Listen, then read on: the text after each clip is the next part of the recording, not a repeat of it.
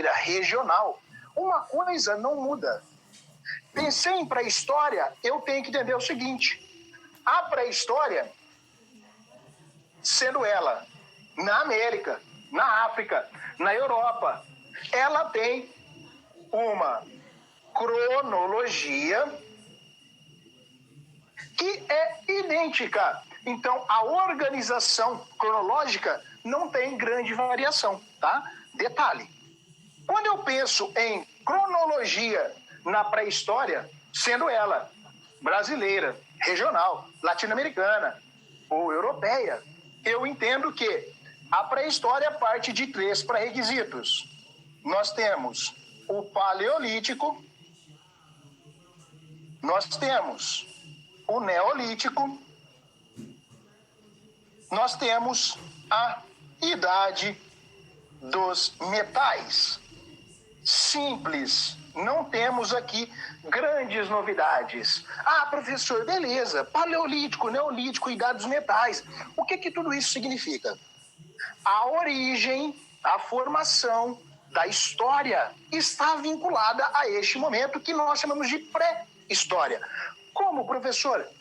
Quando os indivíduos começam a ter a vida em coletivo, eu preciso compreender que dentro dessa pré-história eu tenho aqui uma introdução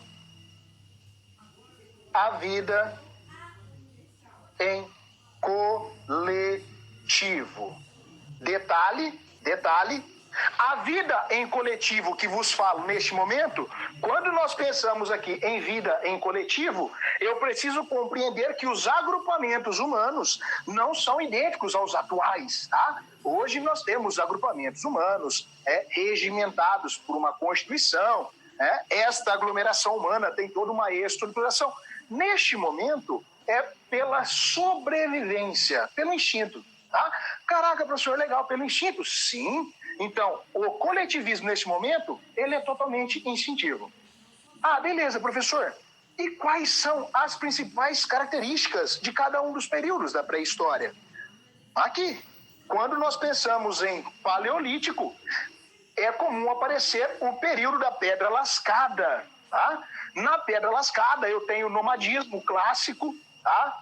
O fogo, eu começo ali o seu descobrimento, ainda é um fogo espontâneo, eu não tenho o domínio pela edificação do fogo com constância, eu vou ter esse domínio neolítico de forma efetiva.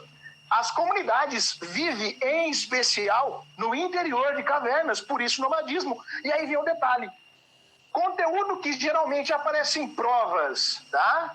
Para todos vocês que vão fazer vestibular, vão prestar o Enem esse ano, a arte rupestre.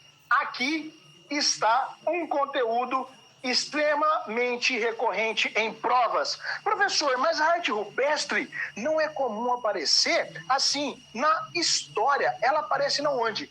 Guerreiro, ela aparece no âmbito da literatura em especial. Então, a arte rupestre, aquela arte das cavernas, que nós temos ali algumas perspectivas sobre ela, se era uma retratação de um fato ocorrido ou se era uma projeção do que iria ocorrer, cai muito em provas.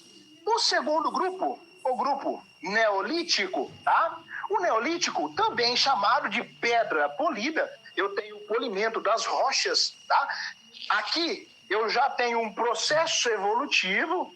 No Neolítico eu já vou conviver com a revolução agrícola, eu já começo um processo de sedentarização, todas as coisas começam a se orquestrar de forma contínua. Detalhe, o maior período da pré-história chama-se Paleolítico, aí depois nós temos o Neolítico e, por fim, a Idade dos Metais. Na Idade dos Metais, a fase final, eu tenho uma comunidade que está 100% sedentarizada. Na Idade dos Metais, eu tenho uma comunidade que se organiza aqui em grupos, começa a conceituar a ideia efetiva de família, aquela organização tradicional. Partindo desse pressuposto, eu começo a enxergar uma realidade bem interessante. A pré-história, olha só, ela fundamenta a construção do conhecimento e a vida da humanidade que vai se estender posteriormente. Como assim, professor? Muito do que nós conhecemos e chamamos de forma pejorativa por muitas pessoas de pré-história vão fundamentar a nossa história de forma bastante efetiva, ok? Mas agora que nós fizemos esse pequeno panorama, tá? Vamos observar se as interações já estão vindo para a gente aqui. Se tiver alguma coisa, a gente já vai começar a trabalhar em cima disso. Vamos dar uma olhada nas interações. Galera, todas as dúvidas que vocês forem tendo, vai mandando, tá? Nós temos lá a nossa mediadora, ela tá filtrando tudo pra gente e eu preciso dessa interação de vocês, tá?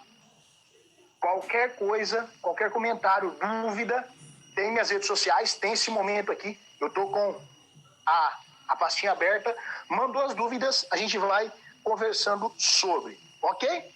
Vamos seguindo então. Quando nós fizemos essa pequena introdução, em alguns momentos nós acabaremos voltando, tá? Aí eu preciso entender o seguinte. Aqui nós temos uma fase que vai se replicar em outras comunidades. Como assim, professor? O nosso foco de aula hoje é falar da pré-história sul-americana, pré-história brasileira, tá? Mas tem uma interação interessante aqui. Olha só. O sedentarismo. Galera, muita atenção. O que foi o sedentarismo? Quando nós pensamos em pré-história, a fase em que eu entro no sedentarismo, eu passo a edificar moradias para continuidade, então eu vou ficar ali de forma permanente. Eu passo a fazer a domesticação de animais, eu passo a ter a agricultura, eu procuro me situar próximo a rios. A sedentarização é o momento em que o indivíduo vai estacionar a sua vida e eu começo a formar a comunidade, certo? Então, quando eu saio lá do paleolítico, sedentário, nômade, e eu entro no neolítico, eu começo um processo de sedentarização, e na idade dos metais já estou sedentarizado, aí eu evoluí. A sociedade já vai começar a ganhar um layout próximo do nosso, tá? Exemplo bem metódico de aplicação deste processo de sedentarização e edificação próximo do Neolítico. As comunidades de Egito e Mesopotâmia. As pirâmides, os zigurates, aqueles templos, todos construídos com a pedra polida. Então eu faço o polimento das rochas e aí eu edifico grandes construções. Belezinha? E aí, só para a gente fechar aqui e evoluir para o nosso tema de forma mais consistente, não que isso não seja o nosso tema, é também, tá? Mas é a parte introdutória. Eu preciso entender que o marco divisor da pré-história para a história chama-se a escrita. Então, ali em 4.000 a.C., aproximadamente, define-se o surgimento da escrita como o marco delimitador da pré-história para a história. Beleza, galera? Vamos evoluir então. Para a história da América.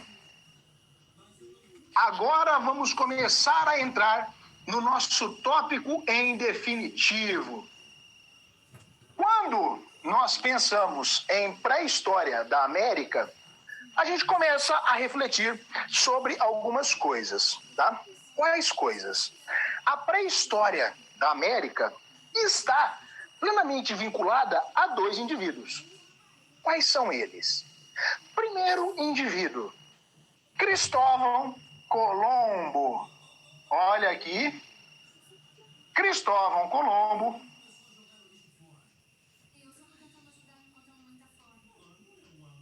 é um dos nomes mais importantes da história da América e o segundo nome de grande representatividade para a gente. Em especial, nós temos que lembrar de Pedro Álvares Cabral, tá? Muita atenção aqui, né? Guerreiro, aqui nós estamos pensando em pré-história da América em definitivo. Professor, e o que isso significa? Cristóvão Colombo, tá? Ele vai chegar à América em 12 de outubro de 1492. Aqui eu tenho o início de todo este processo. Caraca, professor, e o que é que isso significa? Cristóvão Colombo vai chegar em um lugar que vai ser intitulado de São Salvador. E aqui eu tenho o primeiro contato europeu com Cristóvão Colombo, que era um italiano, tá? No processo que nós chamamos de expansão, né, marítima, em 1492. Olha que interessante. Ah, beleza, professor. O que isso significa? Cristóvão Colombo, ele veio para a América e não veio sozinho. Tá? Vamos demarcar aqui. Quando ele vem para a América, ele teve o apoio dos irmãos Pinzon.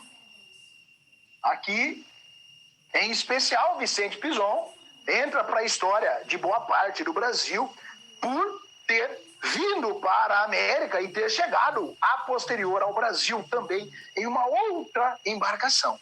Mas até aí tudo bem, só chegaram. Processo de ocupação. Pedro Álvares Cabral também veio para a América, mas ele veio para o Brasil. Aqui ele chega à América Central. A nossa importância primordial aqui, vamos falar de Cabral, Brasil. Quando que ele veio para o Brasil? Interessante, aqui nós temos a data de 22 de abril de 1500. É neste exato momento, 8 anos depois de Colombo, Cabral chega ao Brasil. Beleza, professor, que legal, né? E o que isso vai significar para a gente? Primeiramente, aqui nós começamos a construir o processo de ocupação da América Latina e da América em totalidade. Mas aí eu preciso demarcar algumas coisas. Professor, por que Cristóvão Colombo e Pedro Álvares Cabral entraram para a história? Por um detalhe muito importante. A vinda deles possuiu um negócio que nós chamamos de registro histórico. Estudante, eles vieram para a América Central e para a América do Sul, foco Brasil, e registraram isso. Caraca, professor, isso é legal. É muito legal. Mas eu não posso esquecer que quando eles chegaram aqui, já havia comunidades, já havia organizações, já havia pessoas envolvidas com cultura bem edificada, com estrutura. Os índios, os ameríndios estavam aqui. E aí que começa o nosso conteúdo em primazia. Vou sair da frente da lousa para você dar um printzinho, dá um print rapidinho, printou a tela, já estou apagando para a gente retomar. Olha só, sabendo desta pequena introdução sobre a pré-história geral e a chegada do europeu à América Central e também à América do Sul, ao Brasil, vamos começar a entender como e por que já havia organização, já havia vida, já havia grandes agrupamentos aqui na América. Vamos dar uma olhada como que está o nosso bate-papo aqui. Se tem mais alguma dúvida na nossa interaçãozinha.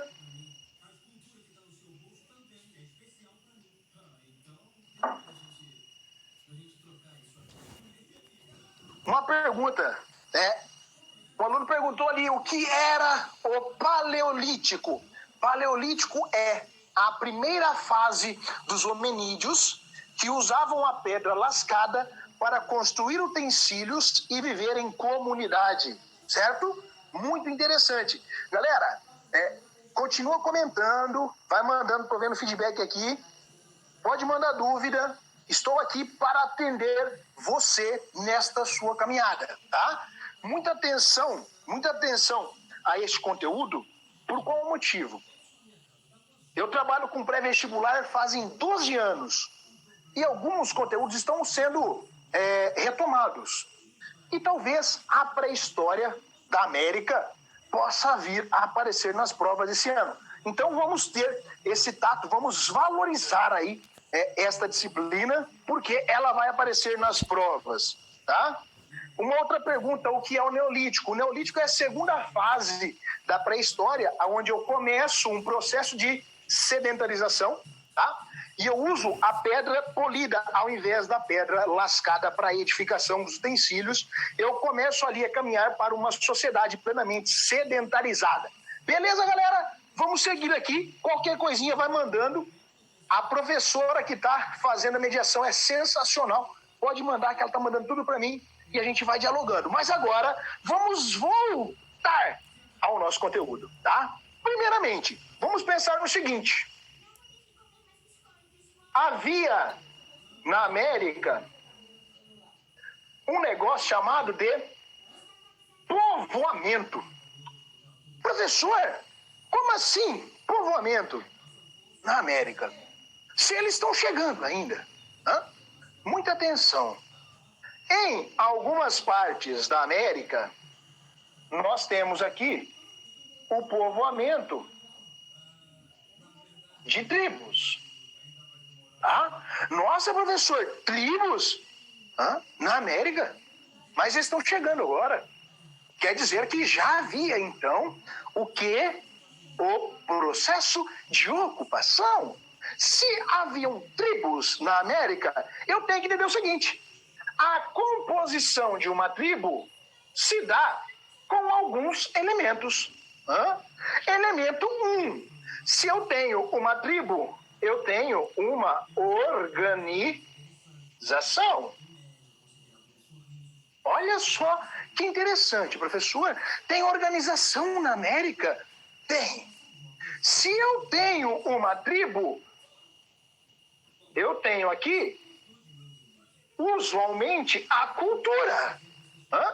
Detalhe, no Brasil ainda hoje temos muitas tribos, inclusive algumas que são nativas, que ainda não estão em contato com o homem branco, que ainda não estão compreendendo ou não entendem a Constituição Federal de 88. E estas tribos ainda usam um termo jurídico que está na Constituição, chamado de imputabilidade, tá? O índio nativo de origem, que ainda utiliza o seu tronco linguístico, que ainda vive isolado do homem branco, este índio, olha só, se cometer algum crime, algo violento contra o homem branco no seu ambiente, sabe o que acontece com ele? Nada, porque eles conhecem a lei. Olha que interessante. Estas tribos já possuíam, olha só, um negócio chamado de religião. Então já tem organização religiosa. Estas tribos, olha só, já praticavam o uso de comunidades. Estas tribos já possuíam lideranças. Olha só, estas tribos já tinham, em larga escala, um negócio chamado de utensílios. Professor, o que mais que as tribos tinham? Estas tribos possuíam o seu tronco linguístico. Caramba, professor, então quer dizer que as tribos que estavam na América tinham uma grande organização? Sim, uma organização linda. Estas tribos que nós estamos pontuando neste momento, eu gosto sempre de pensar tá? Que estas tribos que nós estamos pontuando neste momento, eu gosto de olhar para elas e pensar em especial nas tribos que vão formar o Brasil, tá? Caraca, professor, tem várias tribos, sim. O tronco tupi ramifica-se em várias organizações. Nós temos os sambaquis, tupiniquim, tupi-guarani, potiguar. Tem muitas tribos no Brasil. Olha que interessante. Cada tribo possui a sua organização, tá? E aí eu olho para o Brasil e eu penso em algumas coisas. Quais coisas? Quando eu olho para o Brasil, nesse formato de várias tribos, eu penso, é um país que está sendo encontrado ou está sendo descoberto? Não dá mais para usar o termo descoberta, nem do Brasil e nem da América. O Brasil, ele foi encontrado. Legal, professor. Se ele for encontrado, já vai cair por terra aquela ideia de que o Brasil era um total desconhecido, ou chegamos ao Brasil por uma tempestade, ou por... Não. O Brasil, ele foi encontrado. Mas o Brasil, nós já tínhamos aqui algumas referências. Olha só. Então, isso significa que já se imaginava, já se deduzia, já se tinha praticamente certeza de que o Brasil existia. E a América, como assim foi feito? E ela já estava povoada. Aí vem, ele foi encontrado, eu já tenho referências, e aí eu começo um processo que nós chamamos de colonização, ou, se preferir, podemos chamar de ocupação. Aquela visão aí eurocêntrica, aquela missão civilizatória, tudo isso se aplica ao Brasil. Ah, legal, professor, para por aí? Não. Aqui eu estou falando de Brasil de um modo geral, mas eu tenho a América Central e o restante da América do Sul. Em outras partes da América, olha só, em outras partes da América, olha que coisa interessante. Nós já temos comunidades diferentes, um pouquinho mais evoluídas, digamos assim, no que tange a estrutura. Olha só, na América Espanhola, diferente da América Portuguesa, eu tenho ali a formação de grandes impérios. Eu tenho o Azteca, eu tenho o Maia e eu tenho o Inca. Professor, o que isso significa? Que na América Espanhola, os impérios Azteca, Maia e Inca possuíam uma grande estrutura. Olha só que interessante. E no Império Azteca, Maia e Inca, eu tenho alguns detalhes que são um pouco diferentes. No que tange a organização. Aqui, eu já demarquei para você que nós temos utensílios. Fazemos uso. Mas aqui, no restante da América, em especial, vou destacar para você aqui a porção da América espanhola. O desenvolvimento estava um pouquinho mais avançado. Como? Eu já tenho aqui, nesta civilização, Azteca, Maia e Inca, o domínio efetivo sobre o negócio que nós chamamos de fundição. Olha só, professor, a fundição é aquela da idade dos metais? A América Espanhola tem a fundição, um detalhe muito importante, além da fundição. Vamos jogar aqui mais algumas informações. A América Espanhola já vem num caráter de uma organização mais centralizada. Afinal, nós temos o que nós chamamos de Império Azteca, Maia e Inca, então tem uma organização um pouco mais cronológica. Né? E aí, nós temos nesta América Espanhola um pouquinho a mais de desenvolvimento. Professor, como assim um pouquinho a mais de desenvolvimento?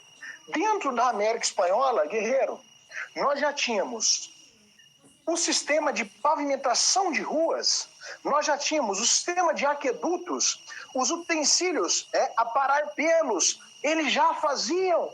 Cara, quando o espanhol chega à sua porção da América, que foi dividida lá atrás, tá? Na bula intercoeteira e no Tratado de Tordesilhas, tá? A bula intercoeteira em 93, Tordesilhas em 94.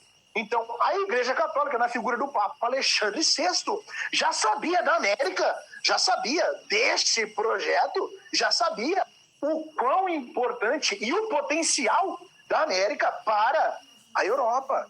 E aí, o que vai acontecer?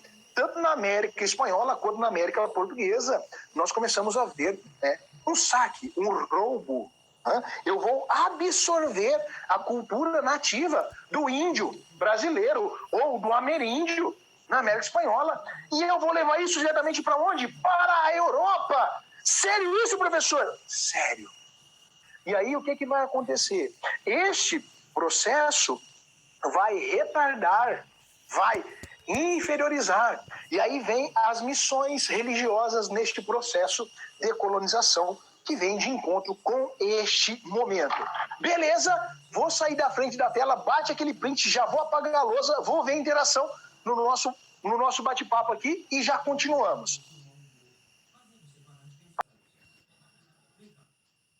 Eu já vou apagando e já estou aqui com as interações para a gente começar a falar com vocês.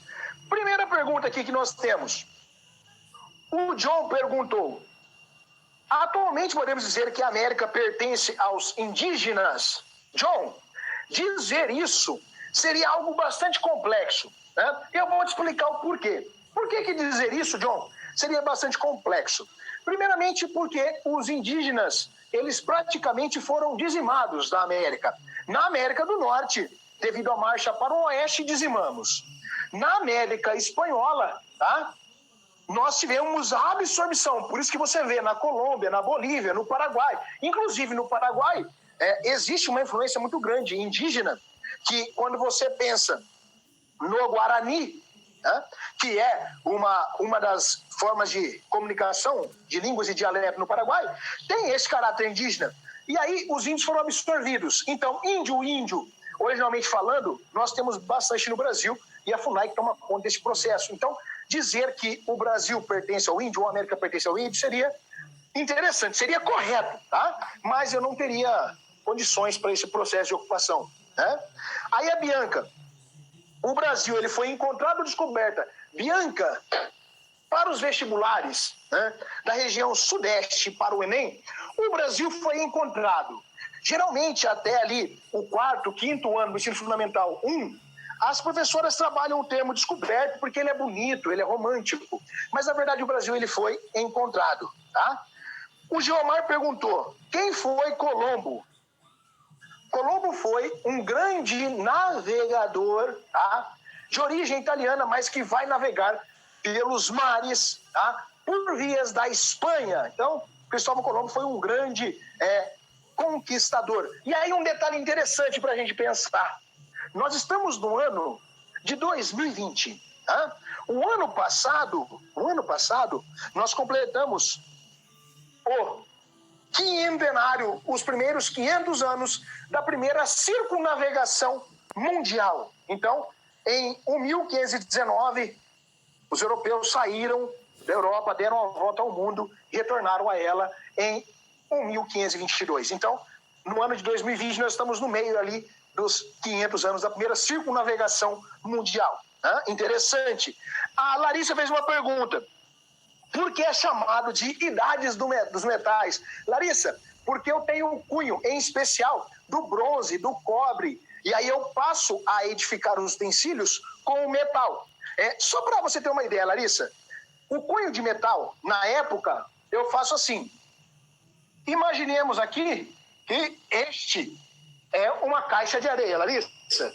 Eu venho aqui e eu vou escavar a caixa de areia, tá? Eu vou fazer aqui uma flecha.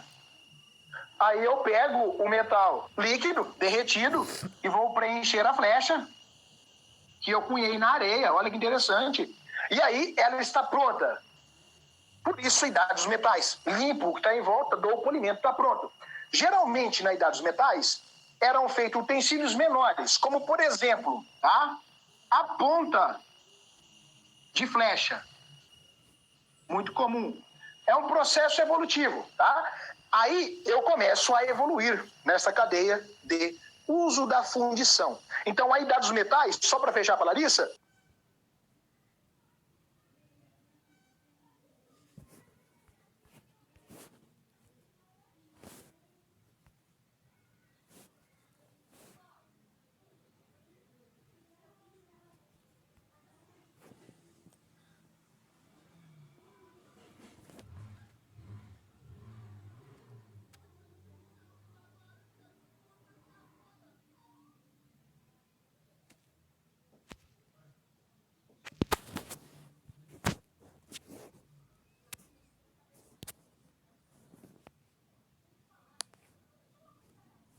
ficam nas reservas indígenas que são protegidas pela FUNAI. De forma muito corriqueira, a gente vê nas mídias, nos jornais, bastante coisa sobre este processo de tentativa de diminuição das reservas indígenas, porque eles dizem que tem muita terra para pouco índio, tá? Então, eles ficam geralmente na região ali da floresta amazônica. Em outras partes do Brasil também temos algumas comunidades. Mais uma pergunta aqui, o Márcio. Os índios eram homens das cavernas? Não. Os índios, tanto o índio brasileiro quanto o ameríndio, tá? Ou o indígena na América do Norte, eles já se organizavam, tá? Eles já se organizavam e possuíam a sua edificação fora do ambiente caverna. Usava-se as cavernas? Sim, mas eu não posso dizer que o índio é um homem das cavernas, um homem primitivo, tá? Eu já tenho ali uma evolução, eu faço toda aquela organização sistêmica, as ocas bem edificadas, bem separadas, e pensando em índio brasileiro, tá? Os tupis, tupi-guarani, tupi-miquim, eles abriam grandes clareiras dentro da floresta e edificavam ali as suas tribos, tá? Mais uma pergunta, Pedro. O que são os hominídeos? Os hominídeos é a última evolução, né, para chegar à nossa realidade. Como nós estamos falando da pré-história da América, eu tenho que entender o seguinte. Na América, só vieram para cá os Homo sapiens, tá? Que é uma evolução desse hominídeo. É o nosso ancestral, tá? Então, os hominídeos é a primeira organização. Aí, mais uma pergunta. Anthony, o que é genocídio? Galera, genocídio é dizimar massivamente uma comunidade. Exemplo de genocídio, a Marcha para o Oeste, dizimamos uma grande comunidade de índio, indígena norte-americano, no conflito ali entre os ingleses /colonos e os indígenas estadunidenses. Só mais aqui. Vitor, uma pergunta. O Brasil foi invadido pelos portugueses? Vitor, não tenho essa denominação de invasão, por mais que tenha sido algo muito parecido. Cria-se, porque há o apoio da igreja, aquela ideia de uma missão civilizatória. Então, eu estou ocupando e eu vou levar ali o desenvolvimento. Quando nós pensamos em Brasil, é interessante, porque quando eu começo o processo de colonização do Brasil, eu olho para cá como paraíso, depois como purgatório. Quando nós falamos em início da nossa colonização de forma efetiva e o envio de portugueses de forma mais maciça, lembrando que colonização do Brasil entre o 1500 e 1530 não existe, vai de 30 para frente, tá? A fase pré-colonial eu não tenho uma colonização em definitivo. Quem que vai compor o Brasil em especial? as pessoas de baixo calão na Europa. Então veio para cá bandidos, assassinos, prostitutas, todo mundo que tinha algo ruim ali para ser resolvido.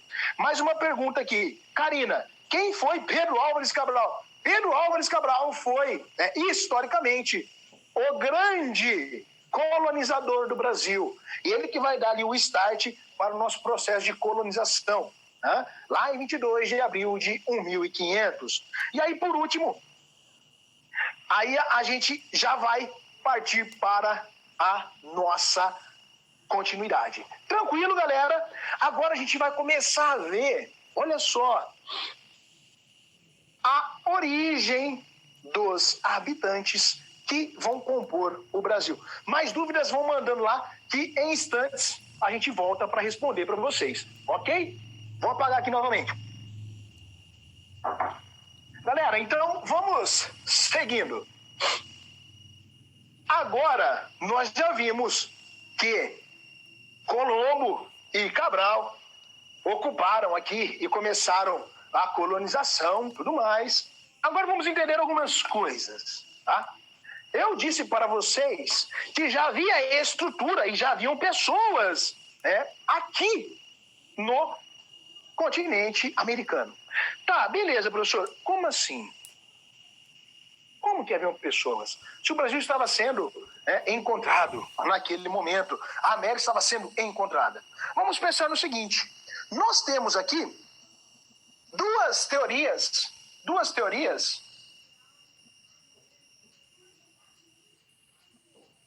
que tentam e são aceitas de forma mais consistente para o processo, olha só, para o processo de formação da comunidade americana em totalidade.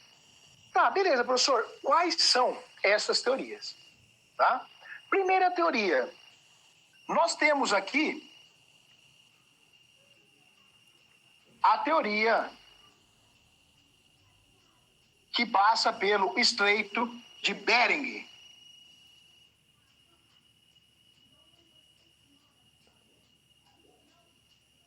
Como assim, professor?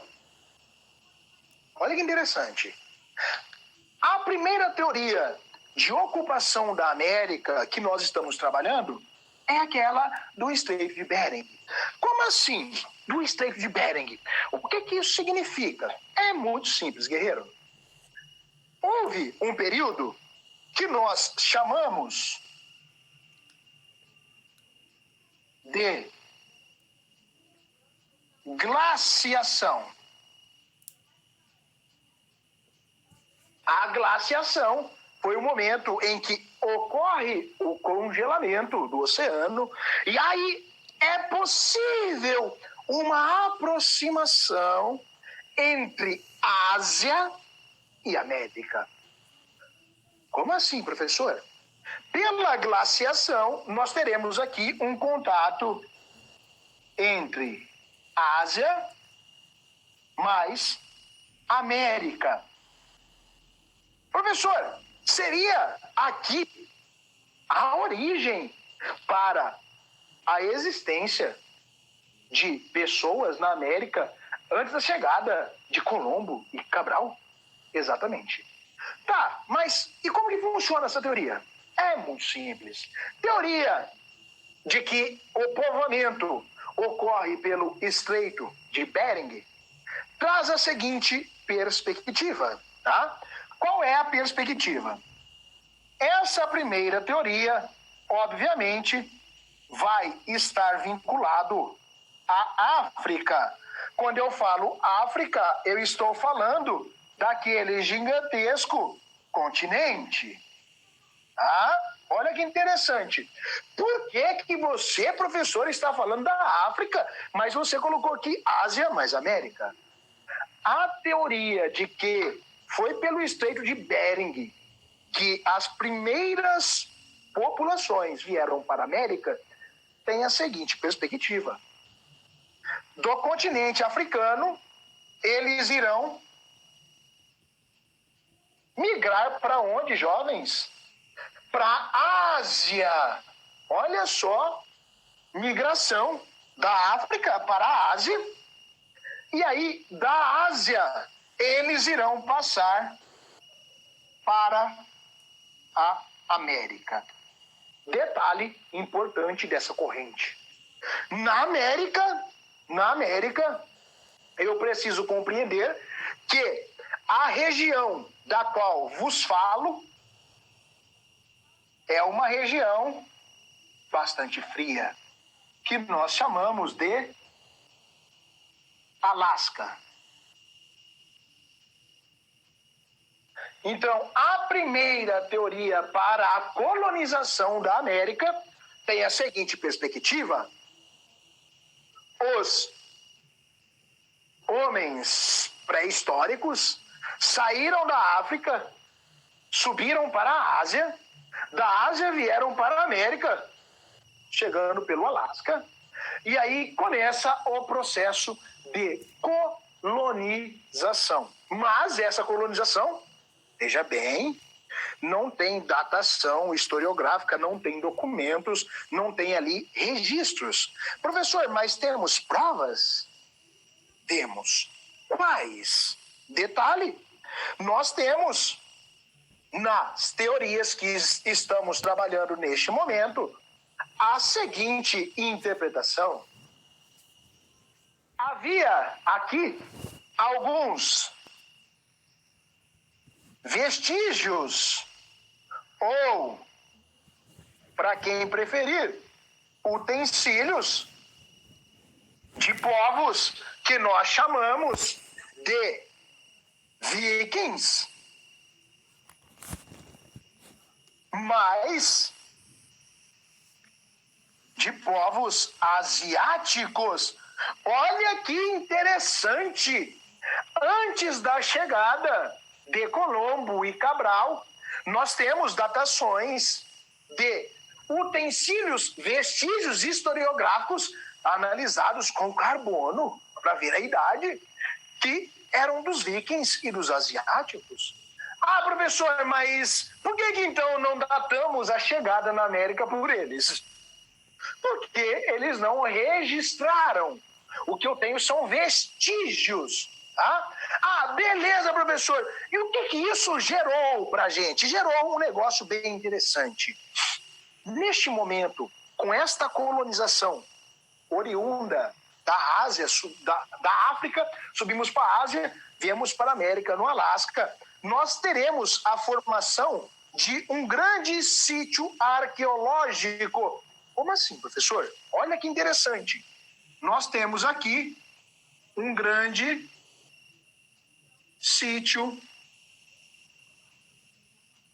arqueológico. Este sítio arqueológico que vos falo neste momento, olha só, tem vestígios de 12 a 13 mil anos. Olha só, é um pouquinho antigo. Hã? Como assim, vestígios, professor? Este sítio arqueológico, ele foi edificado na cidade que nós chamamos de Novo México. Olha que interessante. Na cidade do Novo México, os sítios arqueológicos encontrados naquele entorno vão formar um sítio chamado de Sítio de Clovis. Olha aqui.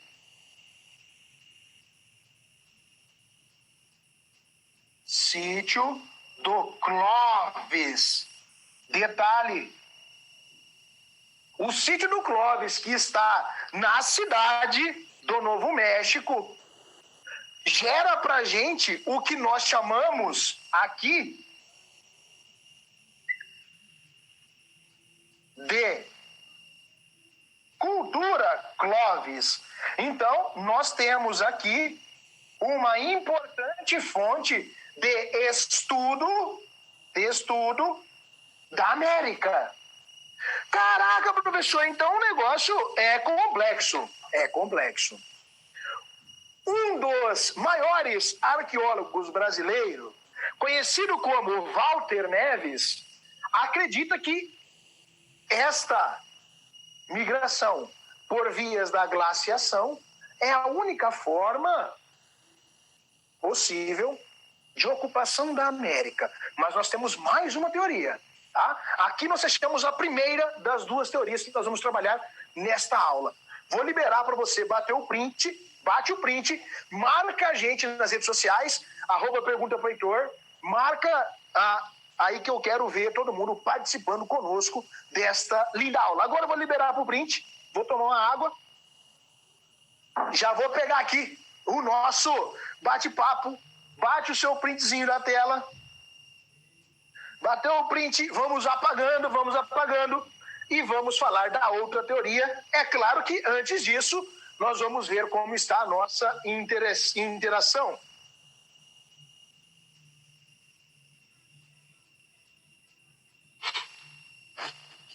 Vamos lá. Primeira pergunta que observo aqui, que alguns alunos estão perguntando quanto tempo durou cada período. Galera, simplesinho. Quando eu penso em paleolítico, jogamos ali um recuo temporal de mais ou menos 2, 3 milhões de anos até 10 mil antes de Cristo. Olha que interessante. Quando nós pensamos no Neolítico, nós vamos jogar ali, né, de 10 mil aproximadamente, algo em torno de até 5, 6 mil antes de Cristo, né, e a idade dos metais de 5 até aproximadamente 3.500 anos antes de Cristo, 4 mil antes de Cristo, beleza? Mas pensar nessa cronologia, na pré-história, não tem grande importância. Paute-se mais pelo processo evolutivo dos períodos. O que eu tive no Paleolítico, o que eu tive no Neolítico, o que eu tive na Idade dos Metais. Fica um pouco mais fácil de você conceituar. A datação, ela varia muito de linhas historiográficas. A segunda pergunta, a Carla perguntou, existiam piratas nessa época? Uma pergunta interessante. A pirataria nessa época aqui, ela ainda não está ocorrendo de forma maciça. Os corsários que nós teremos em filmes aí em larga escala, eles ganham mais projeção ali para o final do século XVI. Aqui nós estamos falando do processo de ocupação, então está bem no início da expansão marítima, onde ainda tinha o pioneirismo, em especial de Portugal e Espanha, ok? Mais uma pergunta aqui. Eu não entendi essa pergunta, vamos passar ela e vamos seguir. Depois eu vejo essa pergunta. Mais alguma vindo aí? Bom, tá tranquilo, daqui a pouco a gente volta para cá. Vamos para a segunda teoria. A segunda teoria, ela é bem interessante. Olha só. Eu falei da primeira teoria. Agora nós temos a segunda teoria. A segunda teoria, ela é muito, muito interessante. Por quê? A segunda teoria de ocupação da América, vamos jogar aqui em cima, olha só. A segunda teoria, ela acontece teoricamente pela navegação no Pacífico. Olha só que interessante. A primeira teoria do Estreito de Bering, legal. A segunda teoria, a navegação pelo Pacífico. Professor, como que funciona aí, né, essa teoria? Vamos montar cronologicamente falando, tá? Inicialmente, essa teoria, assim como a outra, parte da África, até porque lá está os nossos fósseis mais antigos, né? Os 2 fósseis mais antigos da história da humanidade estão na África, né? Vocês sabem disso. Lucy é datada ali de 3,2 milhões de anos, e agora nós temos o Ward, datado ali de aproximadamente 4,4 milhões de anos. Então, está na África. Da África, olha que interessante, nós temos a teoria de que eles irão descer para a região da Oceania. Olha aqui, descemos para a Oceania. E aí o que vai acontecer na Oceania? Da Oceania, tá? Nós vamos partir para um processo de navegação, cortando o Pacífico. Professor, como assim? A segunda teoria, eu vou cortar o Oceano Pacífico, saindo da Oceania, olha que interessante, e aí eu vou chegar na onde? Esta teoria vai levar esta comunidade ao litoral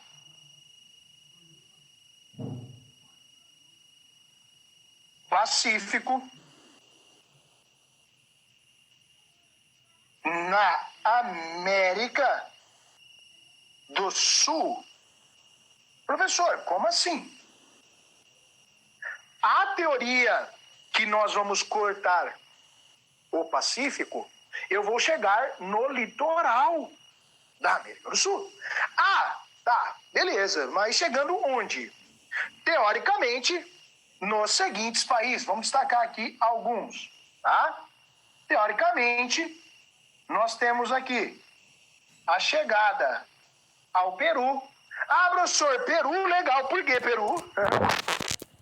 Costa Marítima. Nós temos aqui a chegada ao Chile.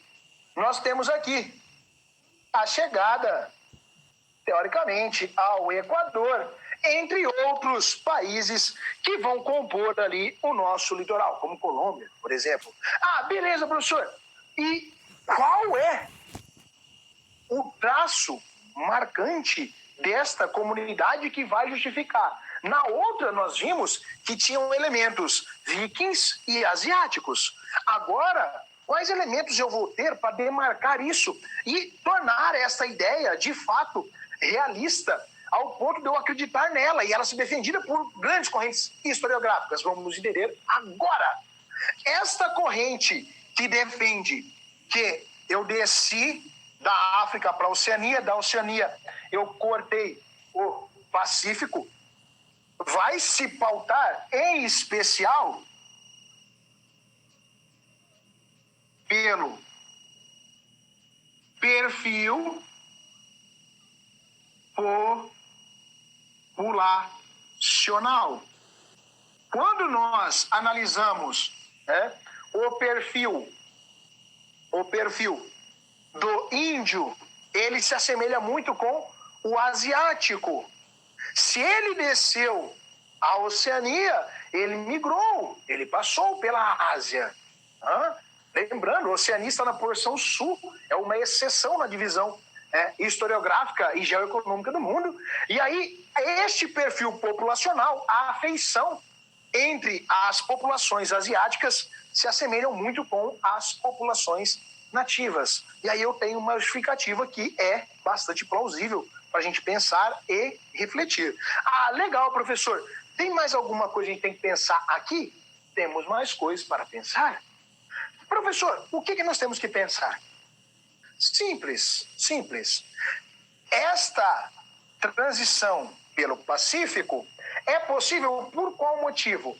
Pela proximidade entre a Oceania e este litoral da América do Sul, pelo Pacífico. Por que existe proximidade? Imagine aqui a sua aula de geografia, o globo terrestre. Ó, que bonito. O globo terrestre, geralmente, ele te apresenta a seguinte organização.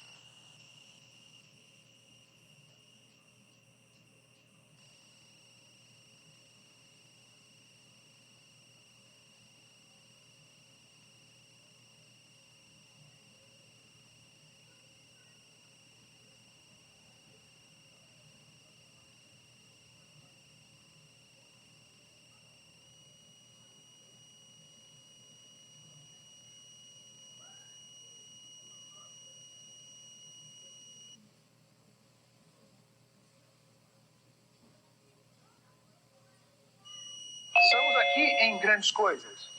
Agora, uma pequena inversão. Vou construir aqui embaixo para você visualizar. Aqui, nesta porção, está a Oceania. Ó, olha que interessante. Aqui, nós temos a América do Sul. Eles chegaram aqui, nesta costa. Invertendo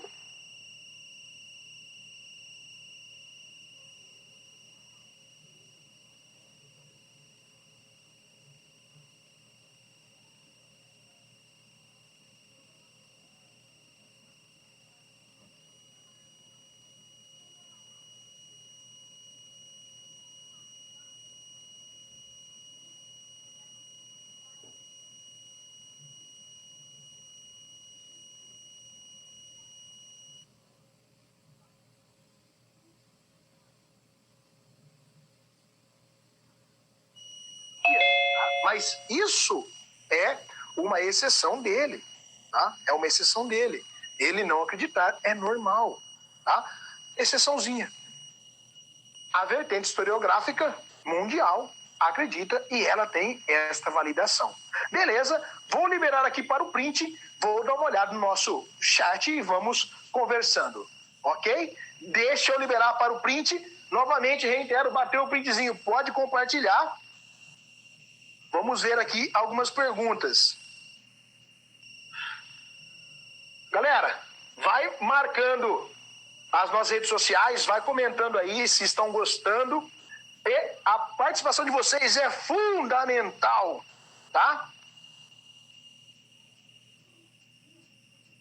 Vamos ver aqui o que nós temos de interação para a gente dar sequência aos trabalhos. Uma perguntinha aqui do Guilherme, a primeira. Se os Vikings passaram por aqui, Guilherme, os artefatos vikings que nós temos, tá, de forma maciça, estão na cultura Clovis, então estão ali na cidade do Novo México. Eu não tenho um relato efetivo de que eles chegaram aqui. Tá? A segunda pergunta. Alguns alunos perguntaram quem é o Ard. Tá? O Ard tem o seguinte nome: Ardipithecus ramidus. Tá?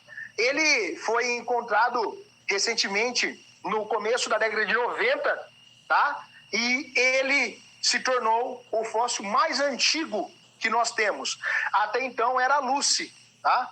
De 3,2 milhões de anos, o Ard, segundo a datação pelo carbono, chega ali a 4,4 milhões. Tem um aqui da cunha do Ard, é isso mesmo. Alana, qual a teoria é mais aceita? Alana, é bastante interessante pensarmos nisso, tá? As provas costumam cobrar um pouco mais. Qual teoria? A teoria do Estreito de Bering, tá? Devido à era da glaciação. Então, a teoria pelo Estreito de Bering acaba aparecendo um pouco mais nas provas do nosso país. As duas são aceitas? Que você perguntou, professor? As duas são aceitas, tá? Então, nós temos que entender isso. A Júlia, a Era do Gelo separou as pessoas da América? Júlia, na verdade, esta Era do Gelo, a glaciação, acredite-se que ocorre a passagem, ocorre a transição, a saída do indivíduo da África, passando pela Ásia e chegando à América no extinto de caça. Então, eles ocuparam a América porque estavam caçando, e aí eles vão descer para todo o continente. Teoricamente, tá? Isso aqui são ideias, são suposições historiográficas que nós fazemos partindo do pressuposto de quais vertentes? A ocupação por vias de Bering e a ocupação por vias da passagem pelo Pacífico. E aí a gente começa a visualizar muitas coisas. Agora, nós vamos falar um pouquinho sobre a origem dos fósseis e a origem da vida saindo do continente africano.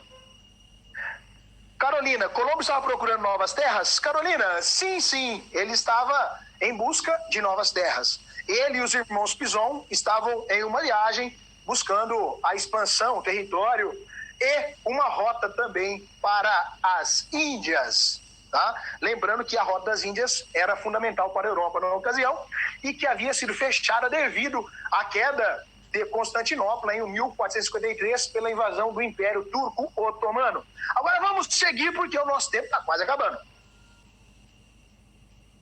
Primeiramente, vamos pensar em algumas coisas. Quais coisas?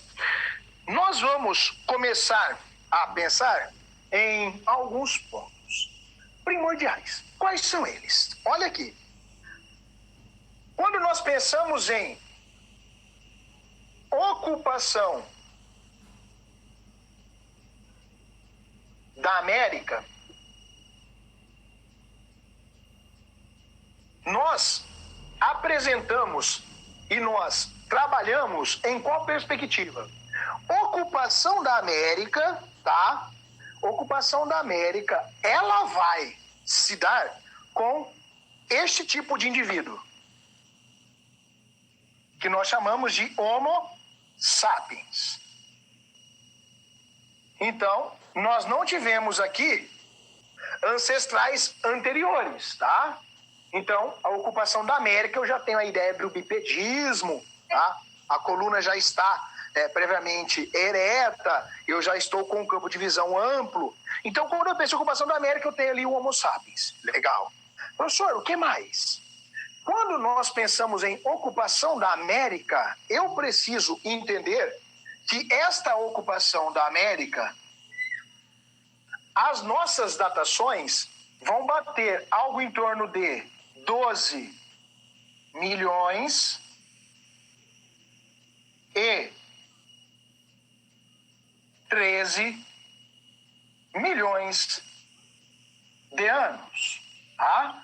Aqui nós temos a nossa teoria de ocupação em definitivo, de 12 a 13 milhões de anos. Professor, isso é legal a gente pensar, né? É, claro que é legal. Eu preciso entender. Estas datações de 12 a 13 milhões, tá? Nós vamos demarcar aqui duas grandes comunidades, tá? Quais são elas? O que vai contribuir para a ocupação da América e a nossa datação, eu tenho que apresentar para vocês dois grandes sítios arqueológicos, tá? Quais são estes sítios arqueológicos? Tá? Um está na cidade do Novo México, como já citei anteriormente, a cultura Clovis, e um de grande importância está em Lagoa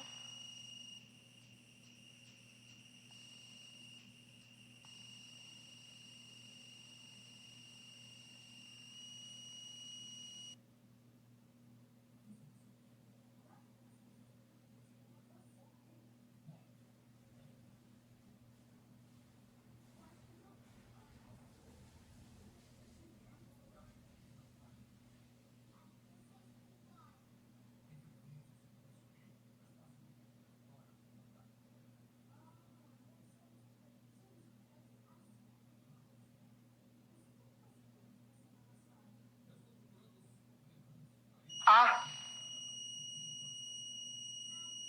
Luzia. Olha só, Luzia, um importante fóssil brasileiro, né? Sua datação circunda ali a mesma América.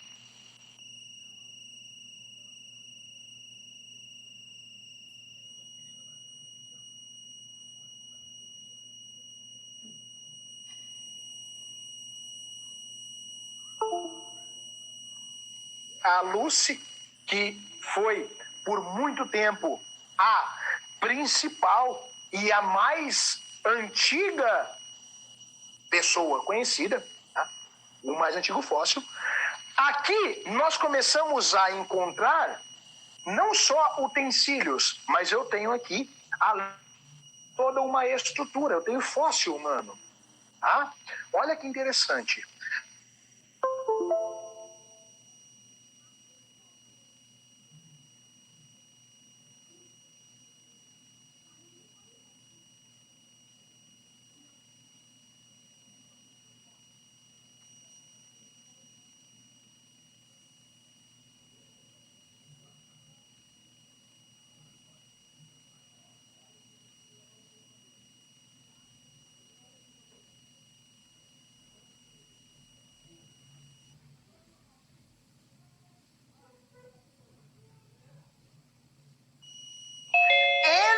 Ele vai dar uma nova perspectiva historiográfica para a arqueologia da América. Como assim, professor? Uma arqueóloga brasileira, aqui no sítio arqueológico Raimundo Nonato, vai encontrar para a gente alguns vestígios, alguns utensílios, algumas ferramentas com uma datação um pouquinho mais velha. Tá? A arqueóloga que vos falo é a Niede Guidon. Ela não encontrou fóssil neste sítio arqueológico, mas encontrou, por exemplo, fogueira, tá? Fogueira com estrutura, então acredite que houve vida ali. E as datações em São Raimundo Nonato, no Piauí, vão trazer para a gente uma perspectiva muito interessante. Por que, professor, é interessante? Porque eu penso aqui em qual perspectiva? Em 40 mil anos, tá? Muito interessante. Opa, galera, só arrumando aqui, é 12 mil e 13 mil anos, e não 12, 13 milhões, tá? Só esse adendozinho arrumem aí, por favor. Ao invés de 12 milhões, é 12 mil, tá? Só arrumem aí. Ainda bem que eu percebi aqui ao vivo. Então, só arrumem isso, por favor. E aí, esta vertente historiográfica, que trabalha na perspectiva de 40 mil anos, aí gera uma perspectiva interessante. Por quê? Nesta datação que vos falo, eu tenho apenas artefatos, tá? Eu ainda não tenho um fóssil que tem esta datação. Ah, o que isso significa? Que existe uma rivalidade na historiografia em torno da aceitação ou não, tá? Alguns grupos acham que é demais pensar nesta datação por não ter o quê? O fóssil presente. E aí nós viemos para cá. Luzia, o seu fóssil, segue a mesma linha. Está ali algo em torno de 12 ou 13 mil anos atrás. Olha que interessante. E aí a Niede Guidon defende esta teoria e grande parte da comunidade já está com ela em defesa desta ideia. Então nós começamos a ver um processo de edificação e estruturação de uma perspectiva em torno disso. A questão é, se encontrar um fóssil nesta idade, a história, né, da pré-história sul-americana, do Brasil e regional vai mudar um pouco. Vou sair da tela para você bater o printzinho, vou olhar a interação, apagamos e vamos para a nossa última parte, está quase acabando, infelizmente, passando muito rápido. Se tiver dúvida, já vai mandando aí, porque nós já vamos entrar na última etapa para concretizar aqui a nossa aula. Novamente, vão mandando os comentários. Ainda vai dar tempo de ver mais uma vez o nosso bate-papo aqui para a gente poder interagir o quanto mais for possível.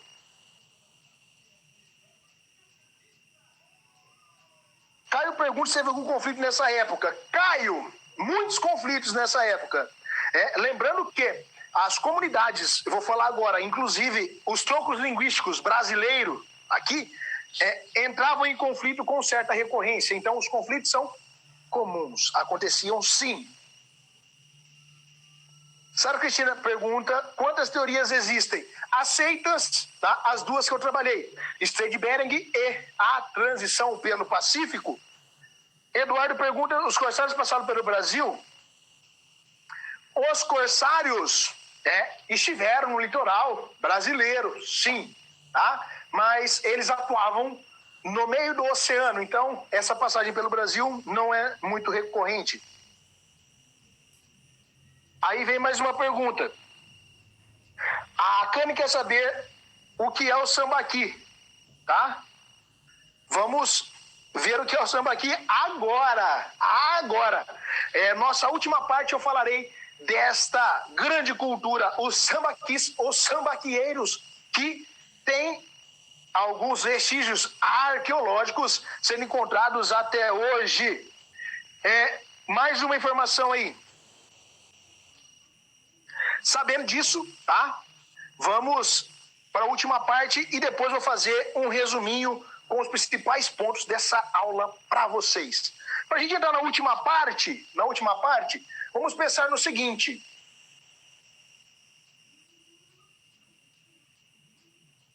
Pensando em Brasil, tá? Nós temos que pensar em 3 momentos. Eu tenho aqui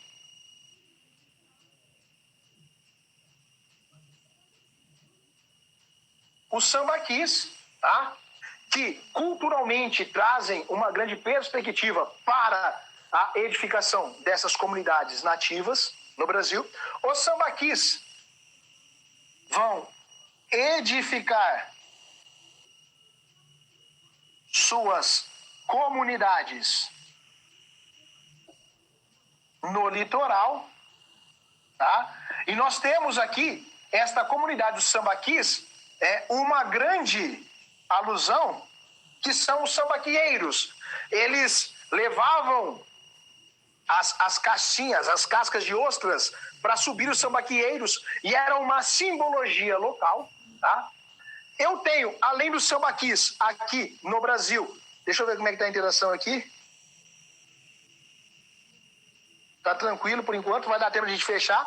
Além dos sambaquis, eu preciso lembrar do tronco, que nós chamamos de Tupi Guarani, que vai se ramificar ali e tem uma importância muito grande. E aí nós precisamos entender que além do tronco Tupi-Guarani, nós temos no Brasil alguns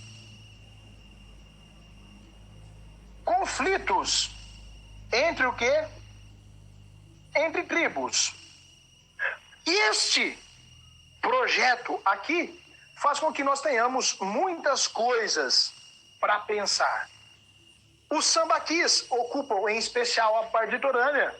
O tronco Tupi-Guarani vai pegar a porção interiorana, algumas partes no litoral, mas existe uma grande ampliação e os conflitos ocorriam e eram em especial por formas territorialistas. Beleza?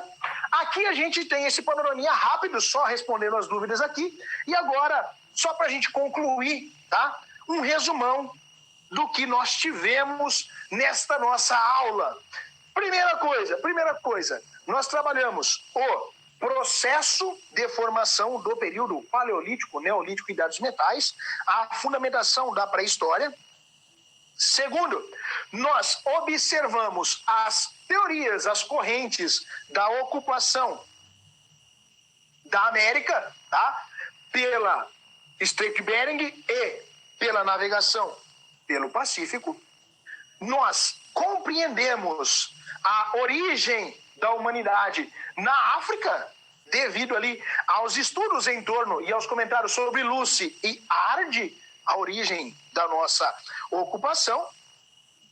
Nós vimos também a formação das tribos, né, da América Portuguesa e da formação do Império Azteca, Maia e Inca, esta organização sistêmica, e nós fizemos uma grande estrutura em torno do quanto a humanidade evoluiu e o que nós tivemos de recursos arqueológicos. Então, lembre-se sempre, quando nós pensamos na arqueologia da América, as datações circulam entre 12 e 13 mil anos com o uso de fóssil. Luzia é o fóssil mais antigo da América, encontrado aqui no Brasil, tá? Em Lagoa Santa, Minas Gerais, mas nós temos também o sítio arqueológico de São Raimundo Nonato, que tem datações ali de mais de 40 mil anos. Então, grande importância nisso pode aparecer nas provas, tá?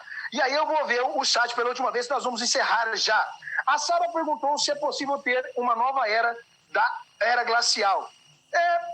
Acho que é uma suposição que talvez daqui muitos mil ou milhões de anos venha a acontecer.